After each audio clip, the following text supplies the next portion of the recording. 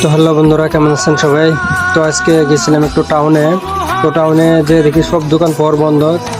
কেননা আজকে আমাদের আসামবাসীর জন্য খুবই একটা দুঃখজনক কথা যে আমাদের আসামের অন্যতম আমাদের আসামের একটা ডায়মন্ডের টুকরা আজকে এই দুনিয়া থেকে বিদায় হয়েছে কালকে, যার জন্য পুরো আসাম বন্ধ। দেখুন, টাউনে এসে যত দোকানপাট, শপিং মল যত যা আছে সব বন্ধ। অনলি মেডিকেল পারপাস ছাড়া সব বন্ধ করে দেওয়া হয়েছে। সব নিজে নিজে বন্ধ করেছে, সরকার থেকে বন্ধ ঘোষণা করছে। এখানে দেখুন পিলপিলিতে তার শ্রদ্ধাঞ্জলি পালন করতেছে। এরা মানে পিলপিলি নিয়ে ই রিক্সা নিয়ে শ্রদ্ধাঞ্জলি মানাবার জন্য গেছে। দেখুন ওয়াল টাউন, একদম পুরো টাউনটাই আজকে একবারে বন্ধ, টোটালি বন্ধ।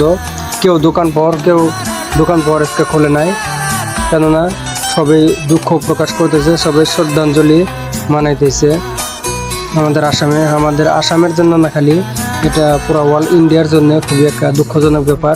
আপনারা সবাই কম বেশি চিনবেন জুবিন গার্গ। তো স্ক্রিনে ফটো দেখতে পারতেছেন,